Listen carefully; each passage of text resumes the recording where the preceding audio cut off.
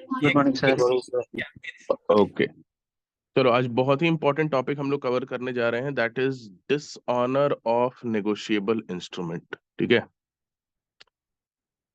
एक dishonour of check होता है जो कि पर्टिकुलरली बस चेक पे अप्लाई करता है कि चेक के डिसऑनर में क्या क्या रेमेडीज आपके पास है या क्या प्रोसीजर आपको फॉलो करना होता है। तो वो 138 से 142 तक दिया है, that is a different thing. Today we are going to cover dishonour of negotiable instrument, जो ओवरऑल जो आपका नेगोशिएबल इंस्ट्रूमेंट है। ठीक है, प्रॉमिसरी नोट इसको ओवरऑल किस तरीके से इसका डिसऑनर होता है, प्रॉमिसरी नोट का कैसे डिसऑनर होगा, बिल ऑफ एक्सचेंज का कैसे डिसऑनर होगा। 138 से 142 केवल स्पेसिफिकली चेक्स पे अप्लाई करता है और ये टॉपिक सब सारे नेगोशिएबल इंस्ट्रूमेंट पे अप्लाई करता है। ठीक है, this is very important topic, आपके एग्जामिनेशन बोथ प्रीलिम्स और मेंस पॉइंट ऑफ व्यू से, दोनों पॉइंट ऑफ व्यू से इंपॉर्टेंट है। और ये बहुत ही इजी टॉपिक है, बहुत ही स्टेप वाइज आप समझेंगे, बहुत इजीली समझ में आ जाएगा, है ना। जनरली बहुत लोग इस टॉपिक को पढ़ते नहीं है, इसलिए इसको समझने में उन्हें डिफिकल्टी होती है, लेकिन ये बहुत ही सिंपल चैप्टर है। ठीक है, एकदम आराम से समझिएगा इसको। और बेयर एक्ट आप लोग साथ में रेफर करते रहिएगा जहां जहां पे मैं बोलूंगा। ठीक है, अब देखो, dishonour of negotiable instrument. Dishonour क्या हुआ, कोई भी नेगोशिएबल इंस्ट्रूमेंट का डिसऑनर कैसे होगा, कॉमन वे, किसी भी नेगोशिएबल इंस्ट्रूमेंट का कॉमन मेथड क्या होगा डिसऑनर का, बताओ कोई। What will be the common method of dishonour? Non payment. Non payment, payment नहीं हुआ, राइट। कोई प्रॉमिसरी नोट है, उस प्रॉमिसरी नोट के अंदर जो जिस पर्सन ने प्रॉमिस किया उसने पे नहीं किया, नॉन पेमेंट, राइट। तो वो आपका डिसऑनर हो जाएगा। अब नॉन पेमेंट चाहे वो प्रॉमिसरी नोट हो, चाहे वो बिल ऑफ एक्सचेंज हो, और चाहे वो चेक हो। ठीक है, कि बिल ऑफ एक्सचेंज में जो एक्सेप्टर है, जो बिल ऑफ एक्सचेंज जिस जिसको अनकंडीशनल ऑर्डर दिया गया था, जो आपका एक्सेप्टर है। चेक में जो ड्रॉई है, बिल ऑफ एक्सचेंज में एक्सेप्टर को ही ड्रॉई भी बोलते हैं। चेक में जो आपका ड्रॉई है, ड्रॉई हमेशा कोई ना कोई बैंक होता है। प्रॉमिसरी नोट में जो आपका मेकर है, अगर इन लोगों ने पे नहीं किया तो वहां पे अगर इन लोगों ने नॉन पेमेंट किया तो हम कहेंगे वो नेगोशिएबल इंस्ट्रूमेंट डिसऑनर हो गया। This is called as dishonour of negotiable instrument if non-payment has been done in respect to promissory note, bill of exchange or check. In promissory note by maker, in bill of exchange by acceptor or the drawee, और check by the drawee, जो भी ड्रॉई bank है। अगर इन लोगों ने payment नहीं किया, आपका नेगोशिएबल इंस्ट्रूमेंट डिसऑनर हो जाएगा। इसके अलावा डिसऑनर का एक और तरीका होता है, ठीक है, वो होता है नॉन एक्सेप्टेंस। लेकिन ये केवल इन तीनों में से किसी एक ही पे अप्लाई करता है, ये वाला मेथड डिसऑनर का केवल इन तीनों में से कोई एक ही नेगोशिएबल इंस्ट्रूमेंट में होता है, नॉन एक्सेप्टेंस। कोई बता सकता है कि आप लोगों में से कि कौन सा नेगोशिएबल इंस्ट्रूमेंट नॉन एक्सेप्टेंस से भी बिल ऑफ डिसऑनर हो सकता एक्सचेंज। है? Bill of yes, exchange. Bill of exchange. Bill of exchange, bill of exchange non acceptance से भी डिसऑनर हो सकता है।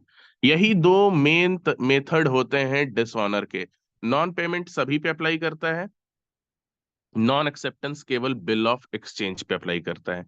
क्यों अप्लाई करता है नॉन एक्सेप्टेंस केवल बिल ऑफ एक्सचेंज पे? क्योंकि हम लोग को पता है बिल ऑफ एक्सचेंज में होता क्या है, एक पर्सन जो होता है जिसको हम ड्रॉअर बोलते हैं, जो पर्सन ड्रॉअर है वो क्या करता है, ड्रॉई को, ठीक है, ड्रॉई को अनकंडीशनल ऑर्डर देता है, ऑर्डर देता है unconditional order to pay the पेई। यही होता है bill of exchange. Bill of exchange में एक पर्सन जो ड्रॉअर होता है बिल ऑफ एक्सचेंज का, उसने ड्रॉई को मान लिया, बोल दिया कि तुम जो हो 10,000 रुपीज जो हो बी को दोगे, पेई को दोगे, राइट। तो यही आपका बिल ऑफ एक्सचेंज हो जाता है। लेकिन ये बिल ऑफ एक्सचेंज एक्चुअली में किस तरीके से, बिल ऑफ एक्सचेंज ड्रॉ होने के बाद किस तरीके से पेमेंट के लिए ड्रॉई को नोटिफाई किया जाता है, वो समझिए। ड्रॉर ने ड्रॉई को बोला 10,000 रुपए पेई को देने के लिए। अब ड्रॉर ने तो बिल ऑफ एक्सचेंज बना के पेई को दे दिया। जो बिल ऑफ एक्सचेंज बनता है वो डिलीवर किसको कर देते हैं आप, पेई को। अब पेई क्या करता है, इसको 10,000 रुपए चाहिए। अब 10,000 रुपए चाहिए तो ये क्या करता है, ये सबसे पहले ड्रॉई को एक्सेप्टेंस के लिए नोटिस भेजता है कि एक्सेप्ट करो कि तुम 10,000 रुपए इस बिल ऑफ एक्सचेंज में तुम मुझे पे करोगे। इसीलिए ड्रॉई को, बिल ऑफ एक्सचेंज के ड्रॉई को एक्सेप्टर भी बोला जाता है। वो जब एक्सेप्ट करता है तभी उसकी लाइबिलिटी अराइज होती है। अब जैसे मान लो मैंने बोला, आप लोगों में से किसी एक को बोला, मान लो सहर्ष है, मैंने बोला कि आई गिव एन, जैसे मान लो आप लोगों में से किसी का मेरे अगेंस्ट कोई क्लेम है, मान लिया गौतम है, गौतम का मेरे अगेंस्ट 10,000 रुपए उसको मेरे से लेने हैं। मेरे पास पैसे अभी 10,000 रुपए नहीं है, ठीक है। और सहर्ष जो है, सहर्ष के पास मेरे 10,000 रुपए ऑलरेडी हैं, मतलब सहर्ष को मुझे 10,000 रुपए देने थे। गौतम मुझसे 10,000 रुपए मांग रहा है, बट मेरे पास गौतम को देने के लिए पैसे नहीं है। तो मैं सहर्ष को बोलूंगा, सॉरी, मैं गौतम को एक बिल ऑफ एक्सचेंज ड्रॉ करूंगा। बिल ऑफ एक्सचेंज में ड्रॉ करूंगा, ठीक है, गौतम को, गौतम इज द पेई। और बिल ऑफ एक्सचेंज में क्या करूंगा, मैं उसमें एक अनकंडीशनल ऑर्डर दूंगा सहर्ष को कि पे 10,000 रुपीज टू गौतम, ठीक है। अब वो बिल ऑफ एक्सचेंज तो मैंने ड्रॉ करके गौतम को दिया। अब उसके अंदर 10,000 रुपए उसको सहर्ष से लेने हैं, क्यों, क्योंकि मेरे बिल ऑफ एक्सचेंज में मैंने अनकंडीशनल ऑर्डर सहर्ष को दिया है। अब गौतम सबसे पहले सहर्ष को क्या बोलेगा कि तुम एक्सेप्ट करो, नोटिस दिया जाएगा, नोटिस भेजेगा, देखो सर ने मुझे एक बिल ऑफ एक्सचेंज ड्रॉ किया है जिसमें कि तुमको उसने पे करने के लिए, उन्होंने पे करने के लिए ऑर्डर दिया है। तो Gautam will send a notice for acceptance to Saharsh. और सहर्ष मान लो ये एक्सेप्ट करता ही नहीं है, नॉन एक्सेप्टेंस कर देता है। जब वो एक्सेप्ट करेगा ही नहीं तो 10,000 रुपए तो वो पेमेंट करेगा ही नहीं ना। तो एक्सेप्टेंस होगा ही नहीं तो पेमेंट होगा ही नहीं। उसने एक्सेप्ट नहीं किया तो बिल वहीं पे डिसऑनर हो गया, ठीक है। और दूसरा ये भी सिचुएशन हो सकता है कि उसने एक्सेप्ट कर लिया, लेकिन जब पेमेंट करने की बारी आई उसने पेमेंट नहीं किया, तो नॉन पेमेंट से वो डिसऑनर हुआ। तो बिल ऑफ एक्सचेंज दोनों तरीके से डिसऑनर हो सकता है, नॉन एक्सेप्टेंस से भी डिसऑनर हो सकता है और नॉन पेमेंट से भी डिसऑनर हो सकता है। तो ये एकदम आपको क्लियर रहना चाहिए कि कोई भी negotiable instrument dishonour primarily common वे है नॉन पेमेंट, जो कि सभी पे अप्लाई होता है, promissory note, bill of exchange और चेक। और पर्टिकुलरली अगर बिल ऑफ एक्सचेंज की बात करें तो वहां पे वो एक और मेथड से डिसऑनर हो सकता है जिसको हम बोलते हैं नॉन एक्सेप्टेंस, जहां पे ड्रॉई ने एक्सेप्ट ही नहीं किया, एक्सेप्टर ने एक्सेप्ट ही नहीं किया बिल ऑफ एक्सचेंज को, जिसको अनकंडीशनल ऑर्डर दिया गया था पे करने को, उसने एक्सेप्ट ही नहीं किया कि वो पे करेगा। तो वैसे भी आपका बिल ऑफ एक्सचेंज डिसऑनर हो सकता है। आई होप ये क्लैरिटी आपको मिल गया होगा कि किस तरीके से नेगोशिएबल इंस्ट्रूमेंट डिसऑनर होता है। किसी को डाउट होगा हैंड रेज करके पूछ लेना, ठीक है। तो इस तरीके से आपका नेगोशिएबल इंस्ट्रूमेंट डिसऑनर होता है। अब नॉन पेमेंट तो क्लियर है कि पेमेंट नहीं कर रहा है। अब ये नॉन एक्सेप्टेंस है, तो नॉन एक्सेप्टेंस तो एक कॉमन तरीके से मैंने बताया कि एक्सेप्टर ने एक्सेप्ट ही नहीं किया, ठीक है, माना ही नहीं कि उसको पे करना है। उसके अलावा कुछ कुछ और सरकमस्टेंस होते हैं जिसके थ्रू नॉन एक्सेप्टेंस किया जा सकता है। वो आपके सेक्शन 91 में दिया हुआ है कि मान लिया कि अगर जो ड्रॉई है, जो एक्सेप्टर है, अगर वो एक्सेप्टेंस करने के लिए कॉम्पिटेंट है ही नहीं, एक्सेप्टेंस कौन करेगा, person who is competent to contract, competent to contract. अब मान लो ड्रॉर ने किसी माइनर को बोल दिया कि तुम पेई को इतने रुपए पे करोगे, तो ये तो कॉन्ट्रैक्ट करने के लिए कॉम्पिटेंट ही नहीं है, ये एक्सेप्टेंस तो दे ही नहीं सकता है। तो यहां भी डिसऑनर बाई नॉन एक्सेप्टेंस हो गया। तो मतलब नॉन एक्सेप्टेंस एक तो हुआ कि डायरेक्टली रिजेक्ट कर दिए कि मैं एक्सेप्ट ही नहीं कर रहा हूं, वहां तो डिसऑनर बाई नॉन एक्सेप्टेंस हुआ ही। उसके अलावा कुछ कुछ सर्कमस्टेंसेस में प्रिज्यूम कर लिया जाता है कि ये एक्सेप्टेंस दे ही नहीं सकता है, राइट। अब कौन कौन से सर्कमस्टेंसेस होते हैं, तो इसके लिए आप लोग सेक्शन 91 रेफर करेंगे। आप लोग बेयर एक्ट में सेक्शन 91 सभी लोग रेफर कीजिए, सेक्शन 91 देखिए सभी लोग। सेक्शन 91 में बताया गया है कि किस तरीके से डिसऑनर बाय नॉन एक्सेप्टेंस होता है। बिल ऑफ एक्सचेंज का डिसऑनर बाय नॉन एक्सेप्टेंस कितने तरीके से हो सकता है।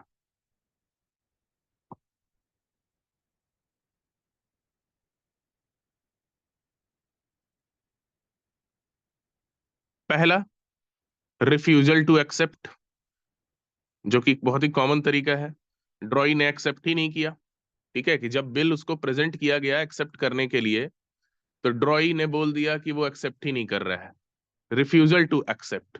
और ये रिफ्यूजल टू एक्सेप्ट, और उसने एक्सेप्ट नहीं किया, ठीक है, तो वहां पे बिल डिसऑनर हो जाएगा। और एक्सेप्ट करने के लिए, ठीक है, एक्सेप्टेंस के लिए एक्सेप्टेंस मस्ट बी डन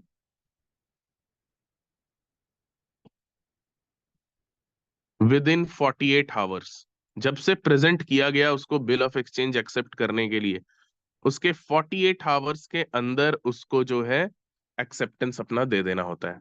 अगर उसने या मना कर दिया, तब तो आपका एक्सेप्टेंस हुआ ही नहीं, वहां पे नॉन एक्सेप्टेंस हो गया। और दूसरा, अगर उसने 48 आवर्स तक कोई रिप्लाई नहीं दिया, तो वहां भी हम प्रिज्यूम कर लेंगे कि वहां पे भी नॉन एक्सेप्टेंस हो गया है, उसने रिफ्यूज कर दिया है एक्सेप्ट करने के लिए, है ना, कि unless otherwise provided, unless otherwise provided, unless की वहां पे होल्डर जो है उसने 48 आवर्स से ज्यादा का टाइम उसको ना दे दिया हो। अगर 48 आवर्स तक उसका कोई रिप्लाई नहीं आया, तो हम मान लेंगे कि वो डिसऑनर बाई नॉन एक्सेप्टेंस हो गया है।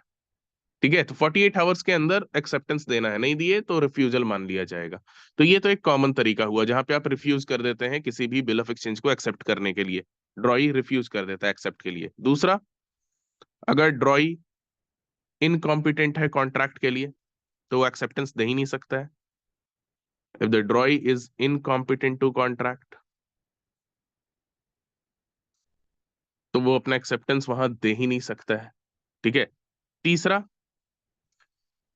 ड्रॉई ने अगर क्वालिफाइड एक्सेप्टेंस दिया है, ड्रॉई ने अगर क्वालिफाइड एक्सेप्टेंस दिया है, क्वालिफाइड एक्सेप्टेंस क्या होता है, इस पर हम लोग शायद लास्ट क्लास में कुछ डिस्कस किए थे। What is mean by qualified acceptance, anyone? Conditional acceptance, कुछ कंडीशन लगा के अगर एक्सेप्ट। यस, ड्रॉई ने कंडीशन लगा दिया। ठीक है, ड्रॉई ने कंडीशन क्या लगा दिया, मान लो बिल ऑफ एक्सचेंज के अंदर ड्रॉई को पे करना है 1 जनवरी 2025 तक। ड्रॉई बोलता है कि मैं पे करूंगा, लेकिन मैं पे करूंगा 1 जनवरी 2026 तक। तो ये क्या हुआ, ये क्वालिफाइड एक्सेप्टेंस है। या फिर ड्रॉई को 10,000 रुपए पे करने हैं, ड्रॉई बोलता है मैं अभी आपको बस 6,000 रुपए पे करूंगा। तो ये क्या हुआ, ये हुआ क्वालिफाइड एक्सेप्टेंस। मतलब एग्जैक्टली जिस सेंस में बिल ऑफ एक्सचेंज ड्रॉ हुआ है, उस सेंस में आप उसको एक्सेप्ट नहीं कर रहे हैं, आप कुछ कंडीशन लगा दे रहे हैं। तो अगर क्वालिफाइड एक्सेप्टेंस होगा, तो ऐसे सर्कमस्टेंस में क्या होगा, ऐसे सर्कमस्टेंसेस में होल्डर के पास ऑप्शन आ जाएगा कि होल्डर में ट्रीट द नेगोशिएबल इंस्ट्रूमेंट, जो बिल ऑफ एक्सचेंज है, एज डिसऑनर्ड। वो उसको डिसऑनर्ड ट्रीट कर लेगा कि यहाँ पे डिसऑनर हो गया, अगर वो क्वालिफाइड एक्सेप्टेंस दिया है। तो ये होल्डर में, मतलब होल्डर जो है, हो सकता है उसको एक्सेप्ट भी कर ले कि ठीक है चलो 1 जनवरी 2026 तक ही पे करना, बट वो उसको डिसऑनर्ड भी ट्रीट कर सकता है। तो यहाँ पर ऑप्शन होता है तुम्हारे पास, ड्रॉई के पास। ठीक है, राइट। तो और नहीं तो जहां पे एक्सेप्टेंस को जो है, एक्सेप्टेंस के लिए जो आप प्रेजेंट करते हैं नोटिस, उसको अगर एक्सक्यूज कर दिया गया है, तो वैसे सिचुएशन में भी डिसऑनर बाय नॉन एक्सेप्टेंस होता है। और कुछ सर्कमस्टेंसेस होते हैं जिसमें डिसऑनर बाय नॉन एक्सेप्टेंस होता है। ये हो सकता है आपके सेक्शन 91 में नहीं भी दिया हो, बट कुछ और भी तरीके होते हैं जिससे कि डिसऑनर बाय नॉन एक्सेप्टेंस होता है। ठीक है, जैसे if the ड्रॉई can not B reasonably found, ड्रॉई can not B reasonably found. अब ड्रॉई जो है वो आपको मिल ही नहीं रहा है। ठीक है, तो यहाँ पे भी डिसऑनर बाई नॉन एक्सेप्टेंस आपका हो जाता है। ठीक है, राइट, वहां पे भी बिल को आप डिसऑनर्ड मान लेते हैं। राइट। तो अब यहाँ पे क्या, इसका इफेक्ट क्या होगा अगर डिसऑनर बाई नॉन एक्सेप्टेंस होता है, तो what will be the effect, ये समझिए। Effect of dishonour by non acceptance, आप लोग बताइए, गेस करके बताइए। आप लोग नेगोशिएबल इंस्ट्रूमेंट का जो है, अब हम लोग लास्ट फ्यू क्लासेस में इंटर कर चुके हैं, तो आपको एक आइडिया तो फेयर लग रहा होगा कि अगर नॉन एक्सेप्टेंस से डिसऑनर हुआ है, तो अब क्या स्टेप लिया जाएगा, क्या इफेक्ट होगा, बताइए। होल्डर क्या करेगा, अब होल्डर किसके पास जाएगा? मेकर के पास या ड्रॉई के पास, ड्रॉअर के पास। Holder will initiate action against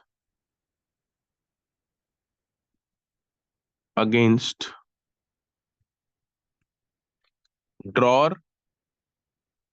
एक तो ड्रॉर जो है जिसने वो बिल ऑफ एक्सचेंज बनाया था उसके पास, और अगर होल्डर को बहुत लोगों के थ्रू वो नेगोशिएबल इंस्ट्रूमेंट इंडोर्स होते हुए मिला है, ठीक है, मान लिया कि ए ने बी को डायरेक्शन दिया था कि तुम सी को पे करो, अब सी ने डी को इंडोर्स कर दिया, डी ने ई को इंडोर्स कर दिया, ई ने एफ को इंडोर्स कर दिया। F is the holder in due course. तो अब यहाँ पे होल्डर जो है इनिशिएट कर सकता है एक्शन अगेंस्ट ए। ड्रॉर के अगेंस्ट तो एक्शन इनिशिएट कर ही सकता है, क्यों? क्योंकि बी ने नॉन एक्सेप्टेंस कर दिया है। उसके अलावा और किसके अगेंस्ट ये एक्शन इनिशिएट कर सकता है? All prior parties B, C, D, E. इंडोर्सर्स, है ना, इंडोर्सर्स के अगेंस्ट भी वो एक्शन इनिशिएट कर सकता है। तो this will be the effect of dishonour bye non acceptance. ठीक है, इफेक्ट ऑफ डिसऑनर क्या होगा नॉन एक्सेप्टेंस का? कि आप होल्डर के अगेंस्ट भी एक्शन इनिशिएट कर सकते हैं और इंडोर्सर के अगेंस्ट भी एक्शन इनिशिएट कर सकते हैं। ठीक है, और साथ ही साथ holder need not wait for maturity of the bill, और होल्डर को मैच्योरिटी ऑफ द बिल तक वेट नहीं करना है। मैच्योरिटी ऑफ द बिल कहने का मतलब क्या है? कि मान लो ए ने बी को डायरेक्शन दिया था कि तुम 1 जनवरी 2025 को, after 1 January 2025 you will pay it to C. ठीक है, बिल ऑफ एक्सचेंज में बोला क्या गया था कि बी विल पे, बी को अनकंडीशनल ऑर्डर ए ने दिया कि तुम सी को पे करोगे आफ्टर 1 जनवरी 2025। और ये बिल ऑफ एक्सचेंज कब ड्रॉ हुआ है? मान लो ये बिल ऑफ एक्सचेंज ड्रॉ हुआ था 15 अगस्त 2024 को। तो 15 अगस्त 2024 को ये बिल ऑफ एक्सचेंज ड्रॉ होकर सी को मिल गया। अब उसके अंदर मैच्योरिटी कब होना है इस बिल ऑफ एक्सचेंज का? 1 जनवरी 2025। अब मैच्योरिटी से पहले ही सी जो है इसको एक्सेप्टेंस के लिए भेज सकता है, कि पहले देख लेगा, चेक कर लेगा कि whether B is accepting to pay after 1 जनवरी 2025 और नॉट।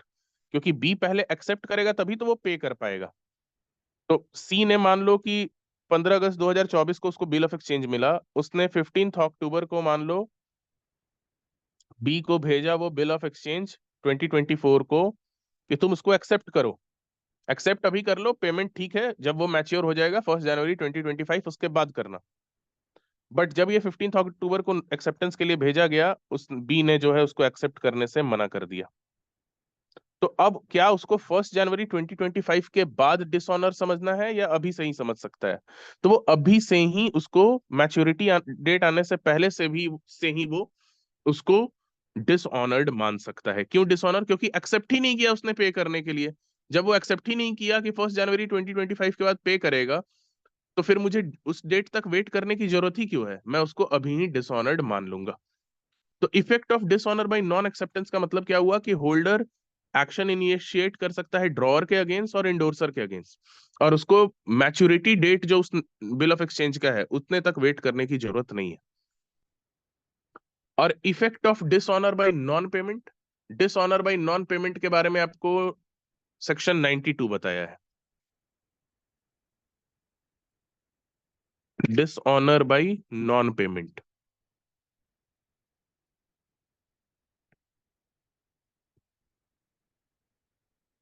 ठीक है। तो डिसऑनर बाय नॉन पेमेंट, तो यहां पे ये आपको सेक्शन 92 में बताया हुआ है, ठीक है, राइट। तो जब नॉन पेमेंट किया, ठीक है, नॉन पेमेंट किसने किया? प्रॉमिसरी नोट है तो प्रॉमिसरी नोट के मेकर ने, बिल ऑफ एक्सचेंज है तो बिल ऑफ एक्सचेंज के एक्सेप्टर ने, चेक है तो चेक के ड्रॉई ने, अगर नॉन पेमेंट किया, ठीक है, तो ऑन मैच्योरिटी आप उसको डिसऑनर मान लेंगे। ठीक है, अगर इन लोगों ने पेमेंट नहीं किया ऑन मैच्योरिटी तो इसको डिसऑनर मान लेंगे।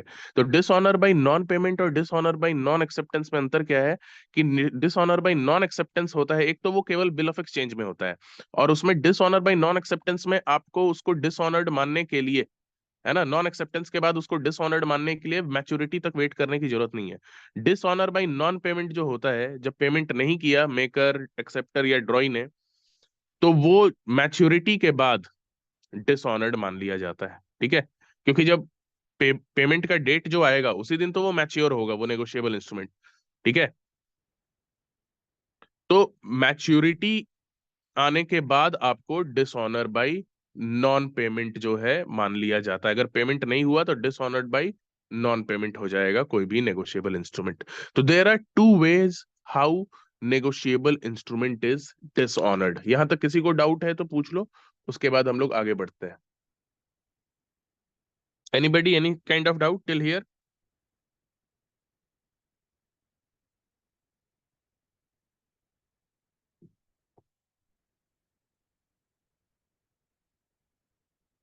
तो ये दो तरीका होता है डिसऑनर ऑफ नेगोशिएबल इंस्ट्रूमेंट का, एक नॉन पेमेंट और एक नॉन एक्सेप्टेंस। ठीक है, अब इसके बाद का क्या स्टेप होगा वो बताते हैं। Just wait for 1 minute.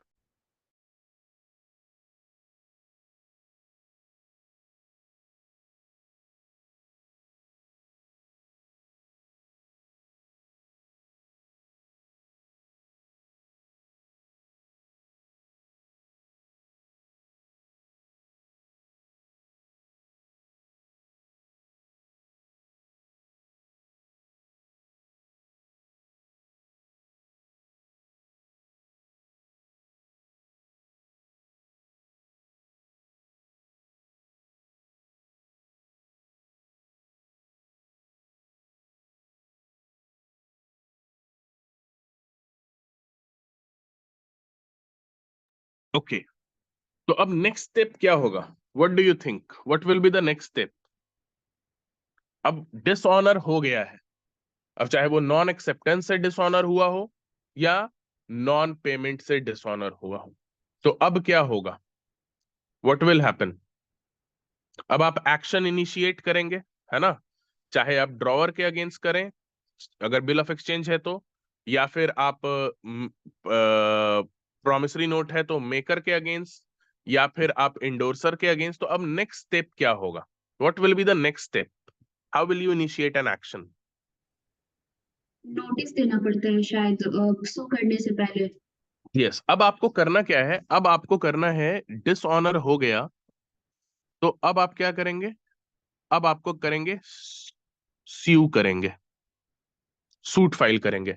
लेकिन सूट फाइल करने से पहले, स्यू करने से पहले, है ना, prior prior to instituting a suit,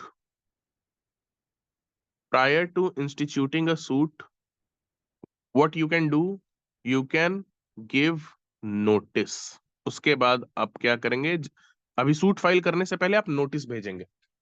जैसे मान के चलो, अगर कोई प्रॉमिसरी नोट है या बिल ऑफ एक्सचेंज है, उसके अंदर आपको पेमेंट नहीं मिला, तो पेमेंट नहीं मिला तो सबसे पहले तो आप यही कोशिश करते हैं ना कि भाई आपको पेमेंट कैसे भी करके मिल जाए। तो आप क्या करेंगे? कोई भी पार्टी जो वहां पे लाइबल है उसको आप नोटिस भेजेंगे। नोटिस भेजेंगे किस लिए? उसको ये इन्फॉर्म करने के लिए कि नॉन एक्सेप्टेंस यहाँ पे हुआ है, ठीक है, या फिर नॉन पेमेंट यहाँ पे हुआ है। तो अगर यहाँ पे नॉन पेमेंट या नॉन एक्सेप्टेंस हुआ है तो कोई पार्टी जो है, जो लाइबल है, हो सकता है उसके इंटरवेंशन से पेमेंट मिल जाए। तो इसलिए आप क्या करेंगे? आप नोटिस भेजेंगे। तो next step is notice of dishonour. इसको समझते हैं। Next step is notice of dishonour. Okay. When a negotiable instrument is dishonored either by non-acceptance or non-payment, holder must give a notice। ठीक है, राइट, होल्डर को notice देना जरूरी है। अब यहाँ पे नोटिस देने के पीछे ऑब्जेक्ट क्या होता है ये समझना है पहले। ऑब्जेक्ट क्या होता है नोटिस देने का? ठीक है, object is basically to inform the party, to inform the party और the person who is liable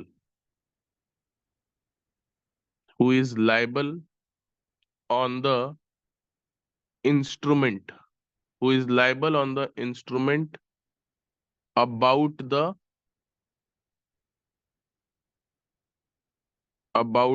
dishonor of the instrument. ठीक है, about the dishonor of the instrument, right? Notice is necessary, right? कि वहां पे dishonour का आप उसको actually information दे दें, राइट? ये बहुत ही इंपॉर्टेंट होता है। आप बिना नोटिस भेजे एक्शन इनिशिएट नहीं कर सकते हैं। लेकिन अब यहाँ पे आपको ये समझना है, ठीक है, कि जो नोटिस है वो आप किसको भेजेंगे। नोटिस टू हुम, आप नोटिस किसको देंगे? नोटिस टू हुम, किसको आप भेजेंगे नोटिस, ये समझना है। तो अगर वहां पे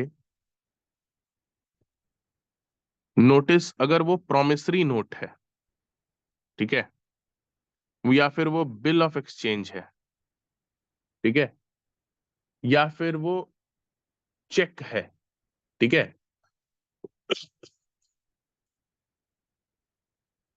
तो आपको नोटिस किसको भेजना है? To whom notice is to be given. मान लो कोई भी नेगोशिएबल इंस्ट्रूमेंट है, मान लो ये कोई नेगोशिएबल इंस्ट्रूमेंट है, अब ये चाहे वो प्रोमिसरी नोट है, चाहे वो बिल ऑफ एक्सचेंज है, चाहे वो चेक है। मान लो इसके अंदर पेई था बी, बी वॉज पेई, पेई मतलब जिसको कि वो अमाउंट क्लेम करना था, ठीक है। अब नोटिस किसको भेजेंगे? बी ने मान लो सी को इंडोर्स कर दिया, सी ने मान लो डी को इंडोर्स कर दिया, डी ने मान लो ई को इंडोर्स कर दिया। तो पहले समझो प्रोमिसरी नोट के केस में, प्रोमिसरी नोट में मान लो A is the promisor, B is the payee, ठीक है। 5,000 रुपए जो है बी को पे कर, ए को बी को पे करना है, ए ने प्रॉमिस किया, और बी ने उसको इंडोर्स कर दिया सी को, सी ने डी को, डी ने ई को। अब नोटिस किसको भेजेंगे? ठीक है, to whom notice will be sent, बताइए। एक और इंडोर्स। ई किसको नोटिस भेजेगा, या किस किस को भेज सकता है? अगर एक और इंडोर्स तो सबको भेज सकता है। और अगर सिर्फ होल्डर है तो अपने प्रायर जो उसका इंडोर्सर था उसको, और ए को जो मेकर या फिर ड्रॉई या फिर ड्रॉअर हो सकता ओके, अब देखो, अब यहां पे समझो क्या नोटिस का पर्पस क्या है? टू इन्फॉर्म द पार्टी और the person who is liable about dishonour, fact of dishonour उसको बताने के लिए नोटिस भेजा जाता है, ठीक है। अब यहां पे ये प्रोमिसरी नोट है, तो लाइबल कौन है? ए लाइबल है, ठीक है। और मान लो अगर ई होल्डर इन ड्यू कोर्स है, तो डी भी लाइबल है, सी भी लाइबल है, बी भी लाइबल है, सारे प्रायर एंडोर्सर्स लाइबल है। तो अब नोटिस क्या सभी को भेजा जाएगा, या इसमें से किसी कोई एक है जिसको नोटिस भेजने की जरूरत नहीं है? अगर प्रोमिसरी नोट के केस में देख रहे हैं, क्या सभी को नोटिस भेजा जाएगा, या फिर इनमें से कोई एक पर्सन है जिसको नोटिस भेजने की जरूरत नहीं है? नोटिस क्यों भेजते हैं? किसी को इन्फॉर्म करने के लिए डिसऑनर के फैक्ट को, कि ये डिसऑनर हो गया है। तो क्या ई के अलावा किसी को नहीं पता है इसमें से कि नेगोशिएबल इंस्ट्रूमेंट डिसऑनर हो चुका है? है। डी को पता है सर, डी को नहीं भेजेगा। किसको पता है? डी को उसके जो इंडोर्सर था उसको पता है। ए को। सर किसी अच्छा, को कैसे ए को पता सर। होगा? अगर ए और ई के बीच का बात है तो किसी को कैसे पता होगा? अगर डिसऑनर और ई को पता है, वो ए को इन्फॉर्मेशन भेजेगा, बाकी को बताएगा। अच्छा, ए को नहीं भेजेगा। ए नहीं तो डिफॉल्ट किया ना, प्रोमिसरी नोट में डिफॉल्ट कौन करता है? मेकर। जो पर्सन डिफॉल्ट कर रहा है इसको तो ऑलरेडी नोटिस है, मेकर को ऑलरेडी नोटिस होता है, मेकर को ऑलरेडी नोटिस होता है। तो मेकर ऑफ प्रोमिसरी नोट को नोटिस भेजने की जरूरत नहीं है। इसके अगेंस्ट आप एक्शन डायरेक्टली डिसऑनर होने के बाद इनिशिएट कर सकते हैं, इसको कोई नोटिस भेजने की जरूरत ही नहीं है, because maker already knows the fact of dishonour, क्योंकि इसको ही इज द, इसी ने डिफॉल्ट किया है। तो ई अगर होल्डर इन ड्यू कोर्स है तो इसको नोटिस किसको भेजना होगा? अगर ये डी को भी भेज सकता है, सी को भी भेज सकता है, बी को भी भेज सकता है, या कलेक्टिवली सभी को भी भेज सकता है, क्योंकि होल्डर इन ड्यू कोर्स के लिए all prior parties are liable. ये भी लाइबल है, लेकिन इसको नोटिस भेजने की जरूरत नहीं है, because he already knows the fact, maker. तो इंडोर्सर्स को नोटिस भेजना होता है in case of promissory note. Promissory note के केस में नोटिस किसको भेजना होता है?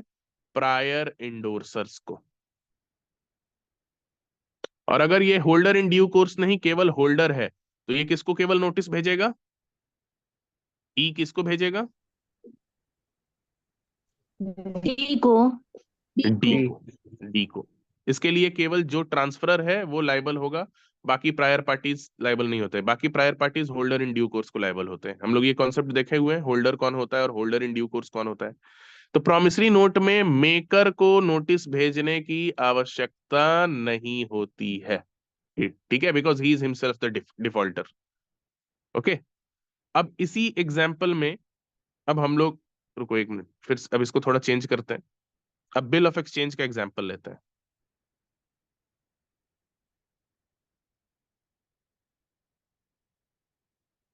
बिल ऑफ एक्सचेंज का एग्जाम्पल लेते हैं। In case of bill of exchange, bill of exchange में ए जो है ड्रॉर है, ए इज द ड्रॉर। इसने बी को ऑर्डर दिया, unconditional order. B is the drawee और acceptor. C is the payee, ठीक है। सी ने मान लो डी को इंडोर्स किया, डी ने मान लो ई को इंडोर्स किया, ई ने मान लो एफ को इंडोर्स किया, ठीक है। एफ जो है मान लो होल्डर इन ड्यू कोर्स है, या फिर होल्डर है, जो भी है। अब इसमें नॉन एक्सेप्टेंस या नॉन पेमेंट कौन करेगा? तो बिल ऑफ एक्सचेंज डिसऑनर हो जाएगा। बी। किसके नॉन एक्सेप्टेंस और नॉन पेमेंट करने पे? बी। बी के। बी के, है ना। बी ने अगर मान लिया नॉन एक्सेप्टेंस किया या नॉन पेमेंट किया तो डिसऑनर हो जाएगा। अब यहाँ पे एफ किसको नोटिस भेज, कौन कौन लाइबल है यहाँ पे? ड्रॉर भी लाइबल होगा, और अगर ये होल्डर इन ड्यू कोर्स है तो प्रायर पार्टीज भी लाइबल होंगे। तो एफ किसको किसको नोटिस भेज सकता है लाइबल करने के लिए, ये इन्फॉर्म करने के लिए? हाँ, इंडोर्सर्स को और ड्रॉवर को। इंडोर्सर्स को और ड्रॉवर को। ड्रॉवर को भी उसको नोटिस भेजना होगा। ड्रॉई को नोटिस भेजना नेसेसरी है क्या? No sir. No sir. नहीं, ही हैज दैट ड्रॉई को इंफॉर्मेशन। नोटिस नहीं, बिकॉज इसी ने तो डिफॉल्ट किया ना, इसी ने डिफॉल्ट किया। तो अगर आपको ड्रॉर से कहना है कि आपने जो बिल ऑफ एक्सचेंज दिया था उस पर इसने पे नहीं किया, तो आप ड्रॉर को इन्फॉर्म करेंगे कि देखो 10,000 तुमने बोला था उसको पे करने को नहीं किया। तो ड्रॉर को हो सकता है ये फैक्ट नहीं पता हो, तो आप किसको भेजेंगे? ड्रॉर को नोटिस भेजेंगे। और जो इंडोर्सर्स हैं तो प्रायर इंडोर्सर्स को आप नोटिस भेज सकते हैं अगर आप होल्डर इन ड्यू कोर्स है। और अगर होल्डर है तो केवल ड्रॉर को और एफ ई को जो है नोटिस भेजेगा। तो बिल ऑफ एक्सचेंज में नोटिस किसको किसको भेजना होता है? ड्रॉर को, ड्रॉर को और प्रायर इंडोर्सर्स को।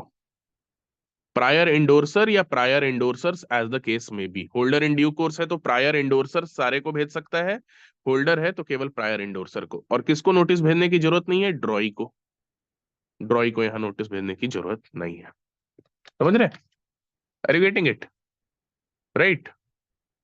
सिमिलरली अगर चेक है, मान लो चेक है, तो अब चेक में बताओ, चेक में नोटिस किसको किसको भेजेंगे? तो सेम यहां पे भी यही होगा, है ना। ड्रॉर को, इसने चेक बनाया, ये मान लो कोई बैंक है, एसबीआई बैंक को डायरेक्ट किया सी को पे करने के लिए। चेक के अंदर सी जो है बैंक में गया पे करने के लिए, बैंक ने पे नहीं किया। नोटिस किसको किसको किसको भेजेगा? ड्रॉर को भेजेगा। और अगर वहां पे इंडोर्समेंट हुआ है तो प्रायर इंडोर्सर्स को। ड्रॉई बैंक को नोटिस भेजने की कोई जरूरत नहीं है। ओके, तो किसको आप नोटिस भेजेंगे ये आपको एक क्लैरिटी मिल गया होना चाहिए, ठीक है। आप लोग इसके लिए जब सेक्शन 93 पढ़ेंगे, सेक्शन 93 में आई थिंक सेक्शन 93 का प्रोवाइजो या एक्सप्लेनेशन में ये बात दिया होगा, प्रोवाइजो या फिर एक्सप्लेनेशन में दिया होगा। देख लो एक बार इसको, प्रोवाइजो है या एक्सप्लेनेशन है जिसमें दिया होगा कि it is not necessary to give notice. Second paragraph है सर। सेकंड पैराग्राफ है, ओके। पैराग्राफ, हाँ पैराग्राफ ओके, ही। It is not necessary to give notice to maker of promissory note और ड्रॉई और एक्सेप्टर, ठीक है, बिल ऑफ एक्सचेंज या फिर drawee of bill of exchange या चेक। इन लोगों को नोटिस देने की कोई आवश्यकता नहीं है, because they are themselves the defaulting party. उन्हीं के डिफॉल्ट पे तो डिसऑनर हो रहा है, तो उनको आप नोटिस क्यों ही भेजेंगे? समझ रहे? तो नोटिस किसको भेजा जा सकता है, किसको नहीं, ये भी आपको यहाँ पे समझना जरूरी है, ठीक है? Right, I hope this might be clear. और अगर नोटिस नहीं भेजा गया तो उसका इफेक्ट क्या होगा? Effect when notice is not given, what effect will it cause? Effect when notice is not given, अगर वहां पे नोटिस नहीं भेजा गया तो इसका क्या प्रभाव होगा? अगर ओमिशन हो गया on the part of the holder to give due notice of dishonour, ठीक है, तो it will discharge the person from their liability. Discharge the person from their liability, है ना? डिस्चार्ज, और कौन से person? Persons who are entitled to notice, those persons who are entitled to notice, they will be discharged from their liability. He will, मतलब he, holder क्या होगा? Holder will forfeit his action. Holder will forfeit his action, नहीं, holder will forfeit his right of action against all those parties who are entitled to notice, है ना? In case notice is not given, अगर आप notice नहीं दिए तो अब बाद में आप उनके अगेंस्ट उनको स्यू नहीं कर सकते हैं, उनको लाइबल नहीं ठहरा सकते हैं, उनसे आप क्लेम नहीं कर सकते हैं, ठीक है? तो ये इफेक्ट होता है when notice is not given. And notice is given by whom? It is given by the holder और any person on his behalf. Okay, तो ये आपका नोटिस से रिलेटेड रूल है जो आपको समझना है। तो नोटिस में हम लोग को बेसिकली क्या क्या हम लोगों ने देखा? नोटिस जो है का पर्पस क्या है? तो इन्फॉर्म करना पर्पस है। किसको नोटिस भेजेंगे? तो वो हम लोगों ने देखा, promissory note, bill of exchange और चेक में किसको भेज सकते हैं, किसको नहीं भेज सकते हैं। सेक्शन 93 बोलता है मेकर ऑफ प्रॉमिसरी नोट या ड्रॉई और acceptor of bill of exchange या चेक को नोटिस नहीं भेजना होता है। तो किसको नोटिस भेज सकते हैं, ये आपको क्लैरिटी मिल गया। उसके बाद इफेक्ट क्या होगा अगर आप नोटिस नहीं भेजेंगे? तो those persons who are entitled to notice will be discharge from their liability. Okay, यहां तक क्लियर हुआ सभी को? I hope this might be clear. उसके बाद नेक्स्ट आइए, नेक्स्ट आपको समझना है कि कुछ कुछ सर्कमस्टांसेस ऐसे होते हैं जिसमें नोटिस ऑफ डिसऑनर देना नेसेसरी नहीं है, मतलब जो इंटाइटल्ड हैं उनको भी नोटिस देना नेसेसरी नहीं है। जैसे इंडोर्सर्स, इंडोर्सर्स नोटिस के लिए इंटाइटल होते हैं, drawer of bill of exchange notice के लिए इंटाइटल होता है, लेकिन कुछ सर्कमस्टांसेस में उनको भी नोटिस ऑफ डिसऑनर देना नेसेसरी नहीं होता है। तब वो क्या सर्कमस्टांसेस होते हैं? कि when notice of dishonour is not necessary, when notice of dishonor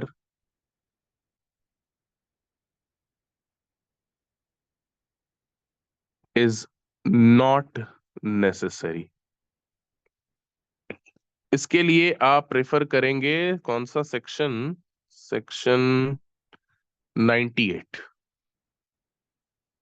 section 98 में आपको 5-6 सर्कमस्टांसेस दिया हुआ है जिसमें कि नोटिस ऑफ डिसऑनर नेसेसरी नहीं होता है। आप लोग बेयर एक्ट में देखते रहिए। पहला सर्कमस्टांस क्या बताया गया है वहां पे? वेवर। वेवर, ठीक है। वेवर में क्या होता है कि पर्सन हु इज इंटाइटल, है ना, वो अगर वेव कर देता है राइट टू रिसीव नोटिस, है ना, when it is when person entitled to receive notice waives his right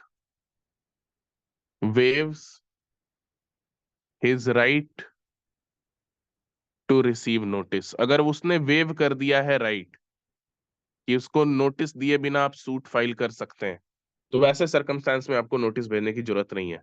क्या आपको कुछ याद आ रहा है कि कभी इंडोर्समेंट के चैप्टर में हम लोग ऐसा कुछ पढ़े थे कि कोई पर्सन जो इंटाइटल होता है नोटिस रिसीव करने के लिए, वो अपना right to receive notice waive कर देता है? कौन से सरकमस्टांस में कोई पर्सन अपना राइट टू रिसीव? हाँ, facultative endorsement. Yes, very good. Facultative endorsement एक हम लोग पढ़े थे, फैकल्टेटिव इंडोर्समेंट, इंडोर्समेंट वाले चैप्टर में। देखो, नेगोशिएबल इंस्ट्रूमेंट का जो भी चैप्टर पहले का छूटा हुआ है ऐप से उसको कवर कर लीजिए, क्योंकि इसमें बहुत सारे टर्मिनोलॉजी है, बहुत इजी लेजिस्लेशन, बस आपको टर्म का मतलब पता होना चाहिए। बहुत सारे टर्म्स ऐसे हैं, अगर उसका मतलब नहीं पता है तो आगे के टॉपिक्स को समझने में दिक्कत होता है। ठीक है। फैकल्टेटिव इंडोर्समेंट हम लोग देखे थे कि एक फैकल्टेटिव इंडोर्समेंट होता है जिसमें कि इंडोर्समेंट करने वक्त पर्सन बोल देता है कि payable to be and I waive my right to notice, या no notice is required to be given to me in case of dishonor। मतलब फैकल्टेटिव इंडोर्समेंट में आप इंडोर्समेंट कर देते हैं और राइट टू रिसीव नोटिस अपना वेव कर देते हैं, यानी अगर वहां पे डिसऑनर हुआ उस नेगोशिएबल इंस्ट्रूमेंट का तो डायरेक्टली आपके अगेंस्ट वो क्लेम लेकर आ सकता है बिना आपको नोटिस भेजे हुए। ठीक है। तो आप नोटिस का राइट भी वेव कर सकते हैं। तो नोटिस का राइट आप कब कब वेव कर सकते हैं? व्हेन, तो दो सरकमस्टेंस में। व्हेन, एक at the time of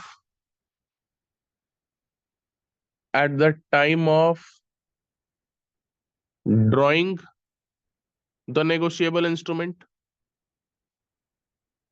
जब आप नेगोशिएबल इंस्ट्रूमेंट ड्रॉ कर रहे हैं तो ड्रॉअर मान लो है, ड्रॉअर ने नेगोशिएबल इंस्ट्रूमेंट ड्रॉ किया और पेई को दे दिया और बोल दिया कि तुम मुझे नोटिस दिए बिना भी सूट फाइल कर सकते हो, तो उसने वेव कर दिया अपना राइट। और दूसरा at the time of endorsement, जिसको हम फैकल्टेटिव इंडोर्समेंट बोलते हैं।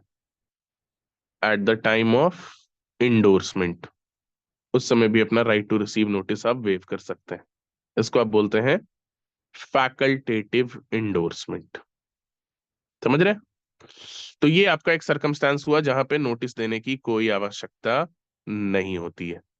दूसरा सरकमस्टांसेस, कब नोटिस देना जरूरी नहीं है। ठीक है। When drawer countermanded the payment, when drawer countermanded the payment. अब यहाँ पे काउंटर माइंडेड का मतलब क्या हुआ, किसी को पता है आप लोगों में से?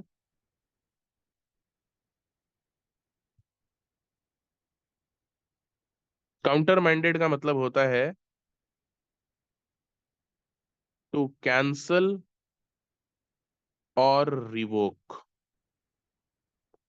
अगर ड्रॉवर ने खुद पेमेंट देने से ड्रॉई को मना कर दिया, या उसको जो ऑर्डर दिया था उसको रिवोक कर दिया, कैंसिल कर दिया, तो वहां पे अब डिसऑनर का फैक्ट तो ऑलरेडी ड्रॉवर को पता है, वहां पे अब नोटिस देने की कोई जरूरत नहीं है। जैसे से फॉर एग्जाम्पल, ए ने बी को डायरेक्शन दिया था कि तुम सी को 10,000 रुपए पे करोगे। ठीक है। अब ए ने खुद बी को जो ऑर्डर दिया था उसको रिवोक कर दिया, या ए ने खुद बी को पेमेंट देने से मना कर दिया, कैंसिल कर दिया, तो ड्रॉवर जहां पे खुद काउंटर मैंड कर रहा है, काउंटर मैंड का मतलब होता है इधर टू कैंसिल और रिवोक। तो अगर उसने कैंसिल या रिवोक कर दिया तो ड्रॉवर को अब नोटिस देने की जरूरत नहीं है। ड्रॉवर बाय, वैसे ड्रॉवर क्या होता है, इंटाइटल टू रिसीव नोटिस होता है, लेकिन उसने खुद अगर ड्रॉई को पेमेंट जो देने का ऑर्डर दिया था उसको रिवोक कर दिया या उसको कैंसिल कर दिया, तो वहां पे उसने काउंटर मैंड कर दिया पेमेंट को, तो अब ड्रॉवर को वहां नोटिस देने की कोई आवश्यकता नहीं है। ठीक है। तो ये दूसरा सरकमस्टेंस हुआ जहां पे नोटिस देने की जरूरत नहीं है। ठीक है। तीसरा तीसरा सरकमस्टेंस होता है कि when the party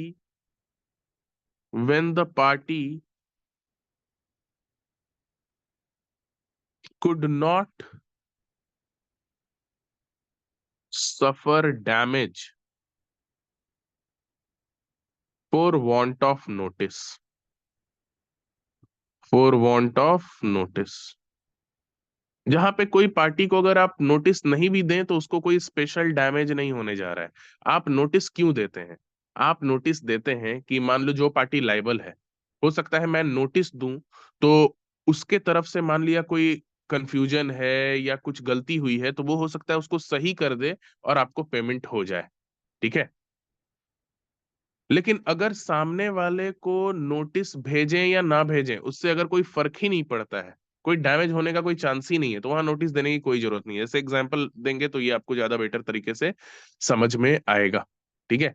जैसे मान लिया कि कोई पर्टिकुलर पर्सन है ए, ए ने, ए का अकाउंट है XYZ बैंक में, XYZ बैंक में इसका अपना एक अकाउंट है। ठीक है। तो ए ने सी को चेक दिया, ए ने सी को क्या दिया? ए ने सी को चेक दिया। ठीक है। कि तुम 50,000 रुपए का चेक दिया, 50,000 का चेक दिया। ये 50,000 का चेक जो है उसने दिया, और किस बैंक से सी को कलेक्ट करना है? XYZ bank. अब जब जिस टाइम पे ये चेक इशू कर रहा था ए, तो ए के पास चेकबुक जिस अकाउंट का था वो अकाउंट ए ने ऑलरेडी क्लोज करा लिया था। मान के चलो मैं, मेरा कोई बैंक में कोई अकाउंट है, उस अकाउंट को मैंने आज क्लोज कर दिया। मेरे पास जब मैंने अकाउंट खुलवाया था मुझे एक चेकबुक मिला था उस अकाउंट का। अब मैंने क्या किया? अपना अकाउंट क्लोज कर लिया। अब मैंने अपना अकाउंट क्लोज कर लिया और क्लोज करने के बाद मैं वही चेक उसी अकाउंट का चेक मैं किसी को इशू कर रहा हूं, तो वो तो लास्ट में जाके डिसऑनर हो ही जाना है ना। तो वहां पे मुझे नोटिस की जरूरत ही क्या है? जहां पे आपको नोटिस मिले या ना मिले उससे कोई फर्क नहीं पड़ता है, कोई डैमेज नहीं होगा, वहां पे नोटिस की क्या जरूरत है? राइट। तो ये आपका एक एग्जाम्पल हुआ कि आपने, आपका कोई क्लोज्ड बैंक अकाउंट है, बैंक अकाउंट आपने क्लोज कर दिया, बट फिर भी उस अकाउंट का जो चेकबुक आपको मिला था उसी से आप चेक ड्रॉ कर रहे हैं किसी के फेवर में। तो ये तो आपको पता ही है कि आगे जाके वो चेक डिसऑनर हो जाएगा, तो यहाँ पे कोई नोटिस की जरूरत नहीं है। फिर एक और एग्जाम्पल क्या हो सकता है कि मान लिया ए के खाते में 1,000 रुपए हैं, ए के खाते में जिस दिन आप इशू कर रहे हैं चेक को, उस दिन का बात मैं कर रहा हूं कि एक एक खाते में 1,000 रुपए हैं और उसने चेक इशू कर दिया 1,00,000 रुपए का। तो इनसफिशियंट फंड है आपके अकाउंट में और ये आपको पता है, फिर भी आप उससे बहुत ज्यादा अमाउंट का चेक इशू कर दे रहे हैं। ठीक है। तो यहाँ क्या होगा? यहाँ पे आपको नोटिस मिले या ना मिले कोई फर्क नहीं पड़ता, आपको तो पता ही है कि वो डिसऑनर हो जाना है। ठीक है। तो ये तीसरा सर्कमस्टांस होता है कि when the party could not suffer any damage for want of notice, मतलब वहां नोटिस दें या ना दें उससे कोई फर्क नहीं पड़ता है, क्योंकि पार्टी को ऑलरेडी पता था वो आगे जाके डिसऑनर हो ही जाना है। तो ऐसे सर्कमस्टांसेस में भी नोटिस देने की कोई जरूरत नहीं है। फिर और क्या सर्कमस्टांस होता है जिसमें नोटिस देने की कोई जरूरत नहीं है? चौथा, जहां पे party entitled to notice can not be found. Party entitled to notice cannot be found, आपको मिल ही नहीं रहा है, वहां पे भी आपको नोटिस देने की जरूरत नहीं है। राइट। फिर आपका नेक्स्ट सर्कमस्टांस हो जाता है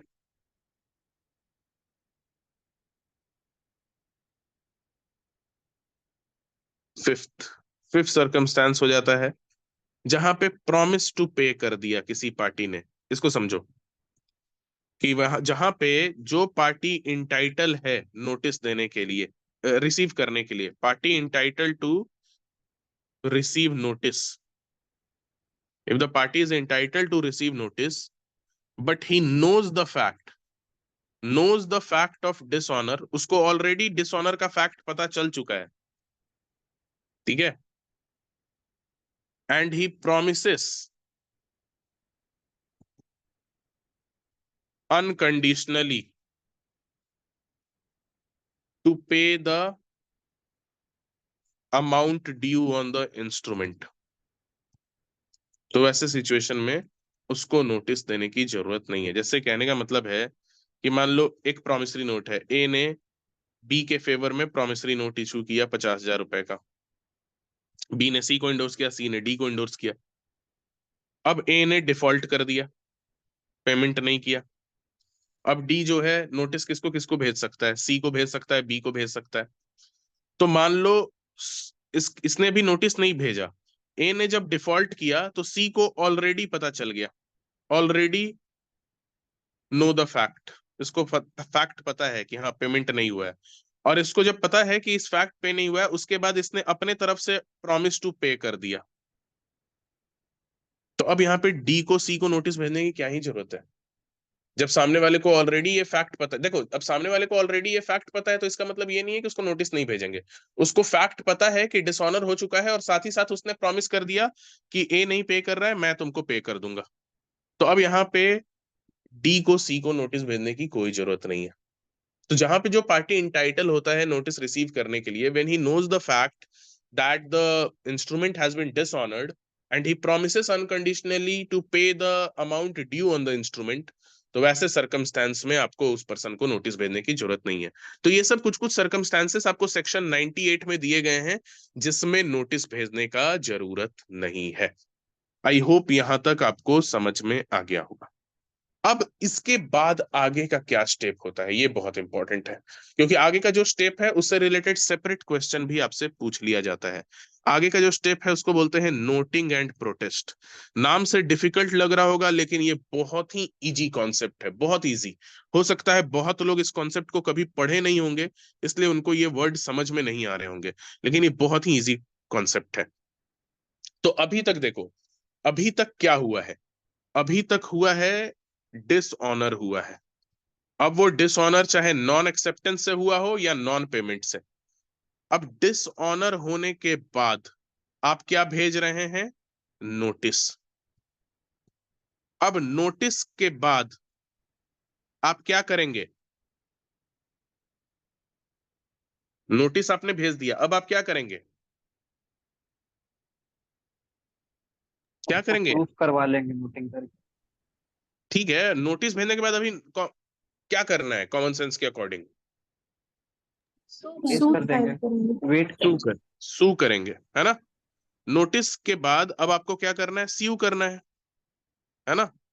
जो भी पार्टीज लाइबल हैं उनको आपको स्यू करना है, सूट फाइल करना है।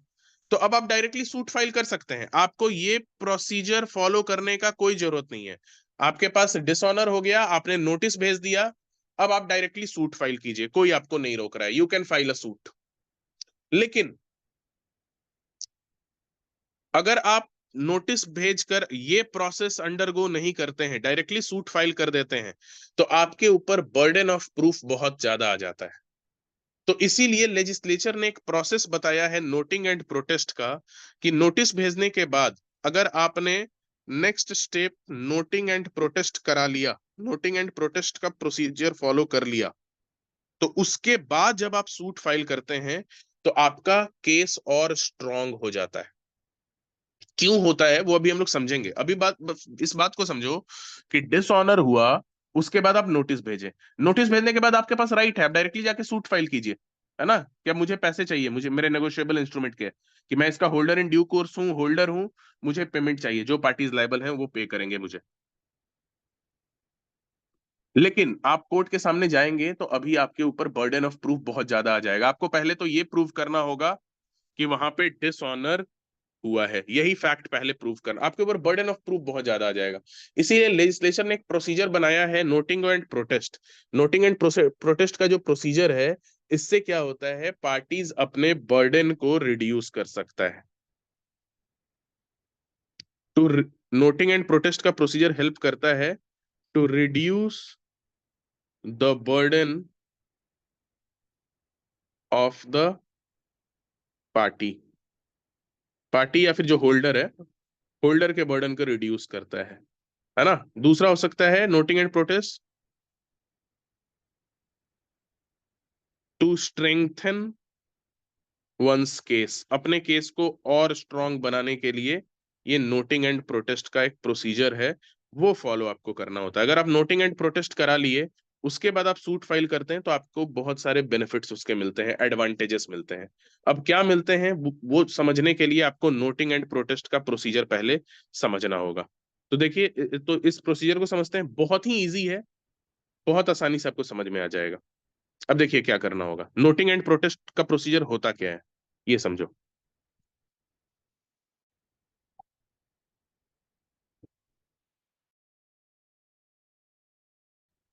सबसे पहला समझिए, नोटिंग क्या होता है। ये आपको सेक्शन 99 में डील किया हुआ है।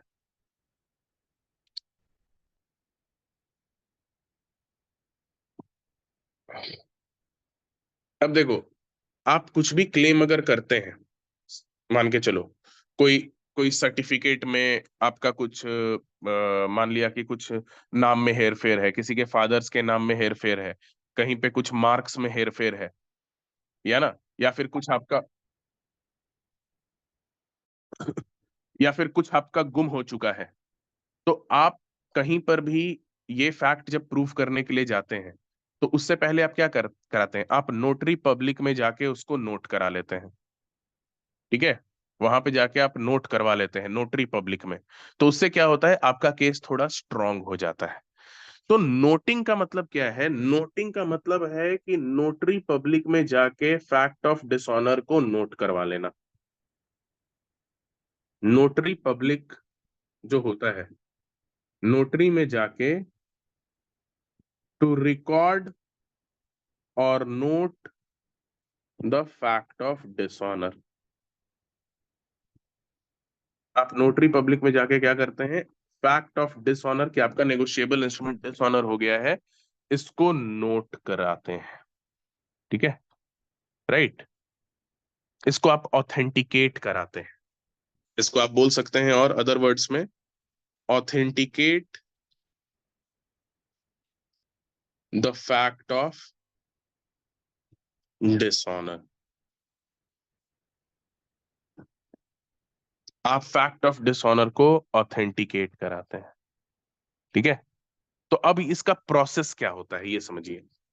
इसका प्रोसेस होता है, आप नोटरी पब्लिक में जाके एप्लीकेशन देते हैं, अप्लाई बिफोर नोटरी पब्लिक।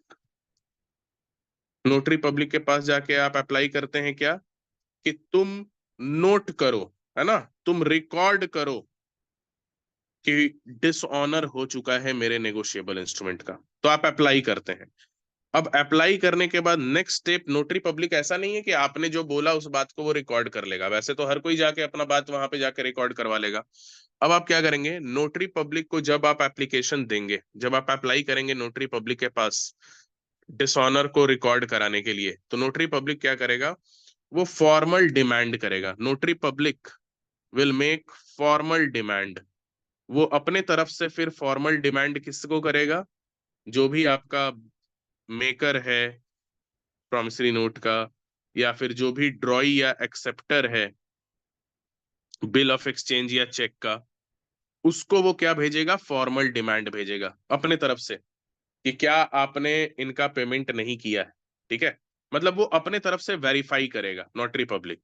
और फिर उधर से इनका रिफ्यूजल जब आ जाएगा नोटरी पब्लिक को, ठीक है, तो उसके बाद उनके रिफ्यूजल पे notary public will note the bill. ठीक है, note the fact of dishonour. ठीक है, या फिर record the fact of dishonour. तो इसको बोलते हैं प्रोसेस ऑफ नोटिंग, कि आपने क्या किया, नोटरी पब्लिक में आपने फैक्ट ऑफ डिसऑनर को नोट करा लिया। तो नोटिंग मीन्स व्हाट, नोटिंग का मतलब होता है, सेक्शन 99 में आप लोग देखिएगा दिया हुआ है कि noting means recording of the fact of dishonour bye a notary public. है ना, नोटिंग को आप क्या बोलेंगे, नोटिंग को आप बोलेंगे रिकॉर्डिंग ऑफ द फैक्ट, यहीं पे देख लो, recording of the fact of dishonour by notary public, इसी को आप बोलेंगे नोटिंग। यहाँ पे नोटिंग हो गया है। ठीक है, तो ये क्या होता है, अभी अभी ये पहला स्टेप आप क्या कर रहे हैं, नोटिंग करा रहे हैं। इसके बाद आपको सर्टिफिकेट मिलेगा जिसको प्रोटेस्ट बोलते हैं। तो वहां तक आते हैं, पहले नोटिंग को एकदम समझ लो। नोटिंग आपको किसके पास जाके कराना है, नोटरी पब्लिक। किस चीज का नोटिंग कराना है, कि आपका नेगोशिएबल इंस्ट्रूमेंट डिसऑनर हो गया है। अब कराने का क्या प्रोसेस है, तो आप अप्लाई करेंगे पहले, फिर नोटरी पब्लिक फॉर्मल डिमांड करेगा मेकर, ड्रॉई या एक्सेप्टर को कि तुम पे करो, कि क्यों पे नहीं किया, वो वेरीफाई करेगा अपने तरफ से। फिर वो रिफ्यूज कर देंगे पे करने को, तब वो लास्ट में फैक्ट ऑफ डिसऑनर को रिकॉर्ड या नोट कर लेगा नोटरी पब्लिक।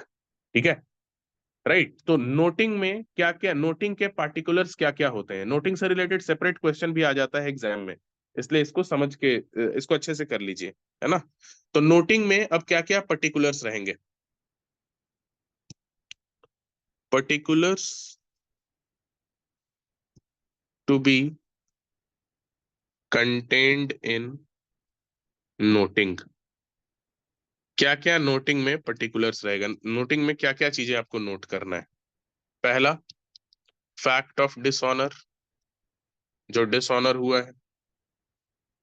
दूसरा, डेट ऑफ डिसऑनर, जिस दिन वो डिसऑनर हुआ है। तीसरा, रीजंस ऑफ डिसऑनर, जो भी रीजन है, अगर कोई रीजन है तो। ठीक है। चौथा, if the instrument has not been expressly dishonored, the reasons why the holder treats it as dishonored। इस पॉइंट का मतलब क्या हुआ, कभी कभी कुछ इंस्ट्रूमेंट जो होते हैं वो अभी एक्सप्रेसली डिसऑनर नहीं हुए हैं, लेकिन होल्डर के पास रीजन होता है कि वो डिसऑनर हो ही जाएगा, तो वहां पे भी वो डिसऑनर को नोट करा सकता है। जैसा इसका एग्जांपल वही वाला हो गया। डिसऑनर दो तरीके से होता है, एक नॉन पेमेंट से होता है और एक होता है नॉन एक्सेप्टेंस से। तो मान लो वहां पे मैंने जैसे आपको एग्जांपल दिया था ना, कि ड्रॉर ने ड्रॉई को डायरेक्शन दिया था कि आफ्टर 1 जनवरी 2025 तुम बी को पे करोगे। ठीक है, अब एक्सेप्टेंस के लिए ड्रॉई को भेजा गया 15 अक्टूबर 2024 को, कि पहले वो एक्सेप्ट तो कर ले, तब वो 1 जनवरी के बाद पे करेगा, लेकिन उसने एक्सेप्ट किया ही नहीं। तो अब उसने एक्सेप्ट किया ही नहीं, तो उसी वक्त वो एक्सप्रेसली डिसऑनर नहीं हो रहा है, उसको डिसऑनर की तरह होल्डर ट्रीट कर सकता है। क्यों, क्योंकि 1 जनवरी के बाद उसको पेमेंट नहीं मिलेगा, क्योंकि उसने एक्सेप्ट किया ही नहीं। तो अभी यहाँ पे भले वो एक्सप्रेसली डिसऑनर नहीं भी हुआ है, अगर कोई रीजन है जिस कारण से होल्डर उसको डिसऑनर ट्रीट कर सकता है, तो वो भी फैक्ट रिकॉर्ड करना होगा नोटिंग में। और लास्ट में नोटरी चार्जेस, नोटरी का जो चार्जेस है वो। ठीक है, राइट। और नोटिंग जो हो जाना चाहिए, noting must be completed with in reasonable time, ये भी आपको ध्यान रखना है, जब से डिसऑनर हुआ है उसके रीजनेबल टाइम में। तो ये होता है पूरा process of noting, recording of dishonour by whom, by a notary public. समझ रहे हैं। अब यहां पे नोटिंग हो गया, अब नोटिंग हो गया तो ये तो नोटरी ने नोट कर लिया। अब आपको वो क्या प्रोवाइड करेगा नोट करने के बाद, तो उसको बोलते हैं हम प्रोटेस्ट। उसको हम क्या बोलते हैं, प्रोटेस्ट। Just wait.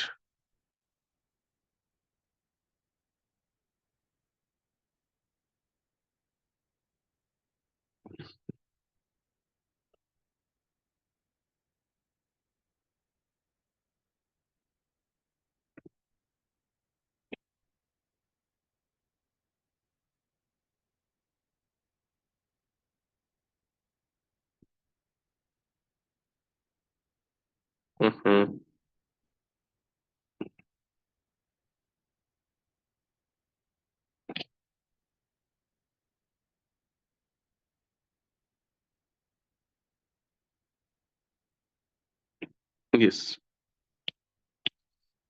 प्रोटेस्ट, ये आपको सेक्शन 100 में बताया हुआ है। इसको समझिए, ये क्या होता है प्रोटेस्ट। तो प्रोटेस्ट क्या होता है, कि जब एक बार when when promissory note, bill of exchange या चेक, ठीक है, ये जब डिसऑनर हो जाता है, ठीक है, तो जब इसको रिकॉर्ड कर लिया जाता है ना, जब cause of dishonour is noted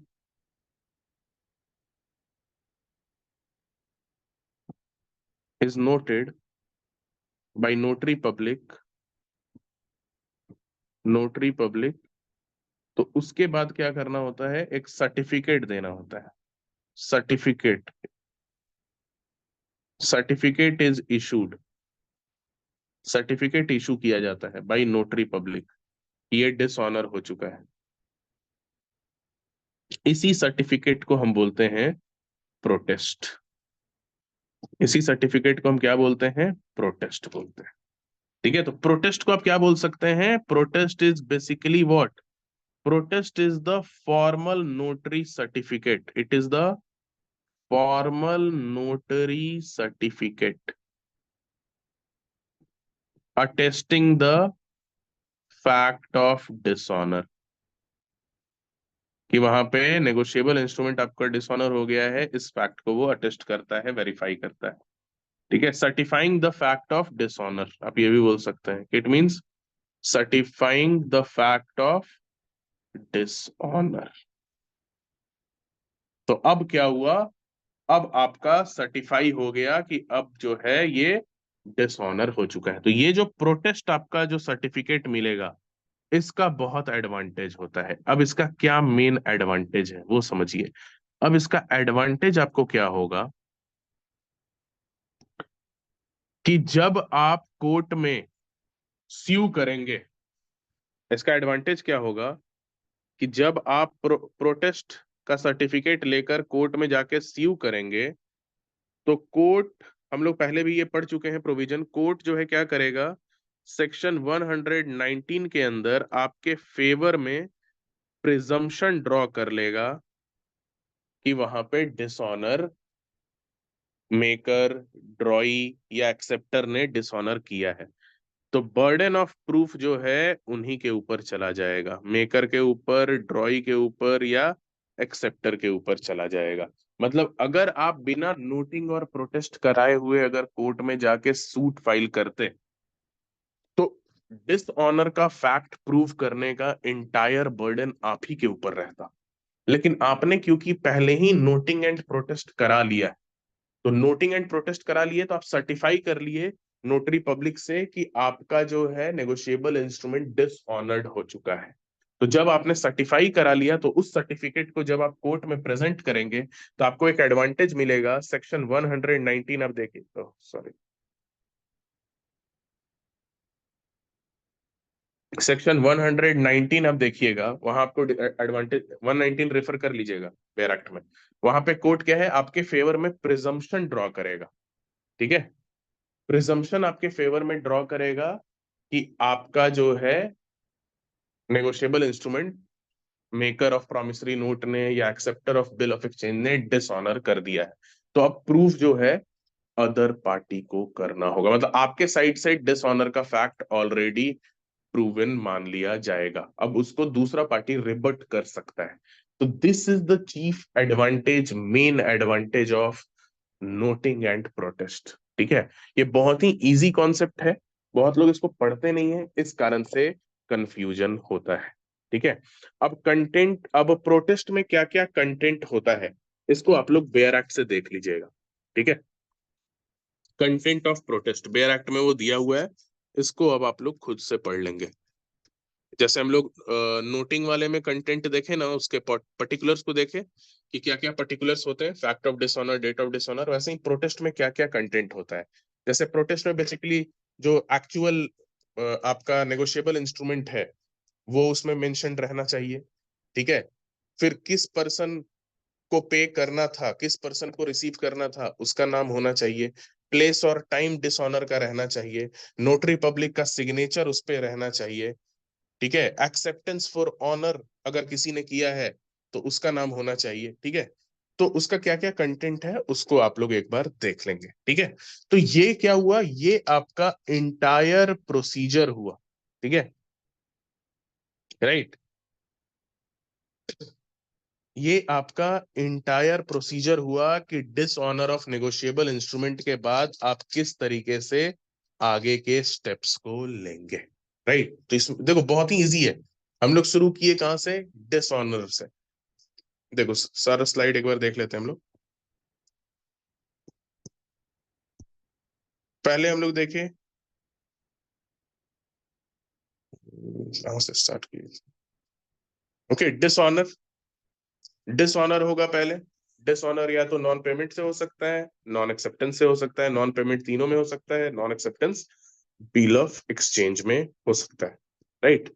उसके बाद डिसऑनर नॉन एक्सेप्टेंस से जो होता है उसके बहुत सारे तरीके हैं जो आपको सेक्शन 91 में बताया हुआ है।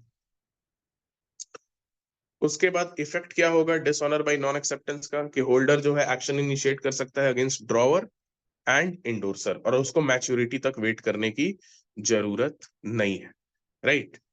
डिसऑनर बाय नॉन पेमेंट में मैच्योरिटी के बाद उसको, मतलब नॉन पेमेंट अगर होता है तो मैच्योरिटी के बाद उसको डिसऑनर्ड मान लिया जाता है अगर पेमेंट नहीं हुआ तो, राइट। उसके बाद नेक्स्ट स्टेप क्या है, आपको नोटिस भेजना है। जो आपने डिसऑनर किया उसका क्या करना है, नोटिस भेजना है। ऑब्जेक्ट है दूसरे पार्टी को इन्फॉर्म करने का, किसको नोटिस भेजेंगे किसको नहीं भेजेंगे ये भी देख लिए हम लोग। सेक्शन 93 बोलता है मेकर, ड्रॉई और एक्सेप्टर जो होता है बिल ऑफ एक्सचेंज और चेक का, और मेकर जो प्रॉमिसरी नोट का होता है, इनको नोटिस भेजने की कोई जरूरत नहीं होती है। यानी बेसिकली इंडोर्सर्स और ड्रॉर को नोटिस आपको भेजना होता है ना। उसके बाद नोटिस का इफेक्ट क्या होता है, अगर नोटिस आपने नहीं दिया तो उसका इफेक्ट क्या होता है, पार्टी अपने लाइबिलिटी से जो होता है वो डिस्चार्ज हो जाता है। कब नोटिस देने का जरूरत नहीं है, तो सेक्शन 98 में बहुत सारे सर्कमस्टेंसेस दिए गए जो मैंने आपको बताया, राइट। उसके बाद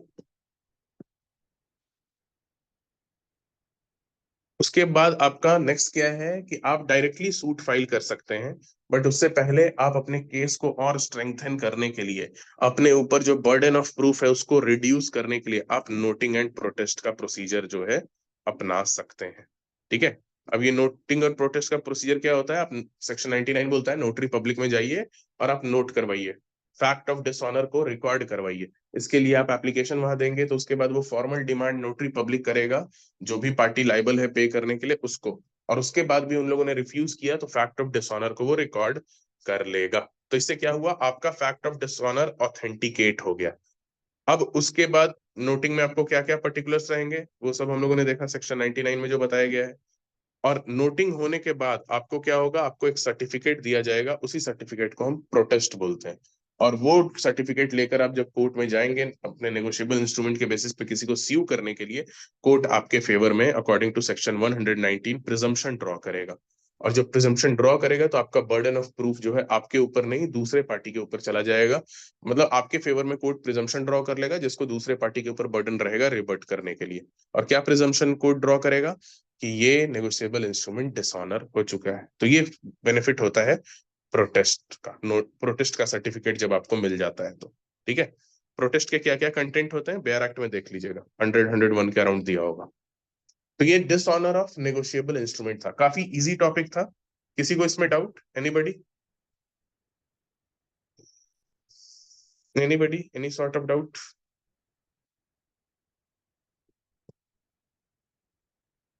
किसी को कोई डाउट है तो बता लो।